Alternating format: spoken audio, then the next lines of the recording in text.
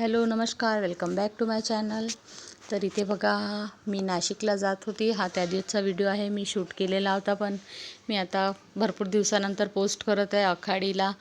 आखाडीच्या आधी गेली होती मी नाशिकला। आणि इथे बघा एसीचा डब्बा होता, सगळे लोक शांतपणे झोपलेले होते। थर्ड एसीची तिकीट बुक केलेली होती, म्हणून मस्त चादर ब्लँकेट आणि खूप असं शांत वातावरण होतं तिथे। आम्ही उठलो होतो, आमचं स्टॉप येणार होतं नाशिकला। हा आता टायमिंग आहे 7च्या जवळपास। त्यानंतर आम्ही घरी पोचलो, माझ्या भाषीच्या घरी आलो होतो आम्ही तिला घ्यायला। आखाडीसाठी आम्ही तिला घ्यायला गेलो होतो नाशिकला। आणि हे आहे तिचं घर, 1 BHK आहे आणि खूप सुंदर असं घर आहे। खूप छान डेकोरेट केलं होतं तिनं, मस्त व्यवस्थित सामान वगैरे लावलं होतं, अगदी क्लीन, काही पण जास्तीचा असा पसारा नव्हता। आणि देवांशने तर खूपच एन्जॉय केला हा ट्रिप। मस्तपैकी आम्ही फिरायला पण गेलो तिथे आणि खूप मस्त। आता कॉलनीतलं वातावरण असं शांत असते, कोणी शोरशराबा नाही, मस्त शांतपैकी। इथे बघा हा आहे त्यांचा बेडरूम आणि मस्त मजा आली। त्यानंतर इकडे बघा देवांशची मस्ती सुरू होती आणि दिवसभर हा टाईम, जास्त तर माझा टाईम ह्या गॅलरीतच जात होता, कारण इथंच खूप मस्त वाटत होतं। इकडे देवांशचे पप्पा नाश्ता करत आहे, त्यांच्यासाठी पावभाजी आणली होती, मस्त ते इकडे पावभाजी एन्जॉय करत आहे। मला एकादशी होती, तर आम्ही फराळचं केलं होतं।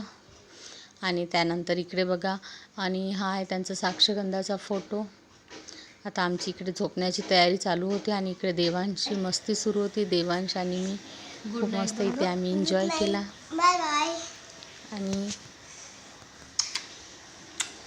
मम्मा डोसा पपिलोना। त्यानंतर दुसऱ्या दिवशी आम्ही त्र्यंबकेश्वरला महादेवाचे दर्शन करायसाठी गेलो। आणि इथे बघा एवढं सुंदर मंदिर होतं आणि भरपूर पाऊस होता, तर आम्ही रेनकोट घालूनच सगळे दर्शन केले, पण खूप छान वाटलं। महादेवाचे दर्शन पण शांततेत मस्त, खूप सुंदर असं मंदिर आहे। खूप जुन्या काळातलं दगडांपासून बनलेलं असं मंदिर आहे तिथे। आणि खूप सारे फोटो पोस्ट केले। त्यानंतर दुसऱ्या दिवशी आम्ही सगळेजण परत निघालो घरी येण्यासाठी। आम्ही तिथं 3 दिवस राहिलो आणि त्यानंतर आम्ही आता सकाळी जवळपास 8 वाजता घरी पोचत आहे। आता आम्ही इथे अमरावतीला पोचलेलो आहे आणि इकडे पण पोचलो, तर इकडे पण भरपूर पाऊस होता। त्यानंतर 2-3 दिवसानंतर मी माझ्या भाषीला, ती गावी जात होती आखाडी झाल्यानंतर, तर तिला पाहुणचारासाठी घरी बोलवलं।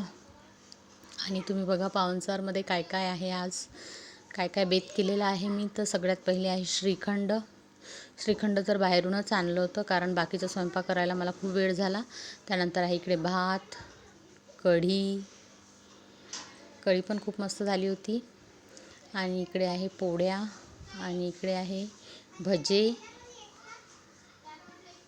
आणि त्यानंतर आहे पुरणपोळी पण केली होती मी।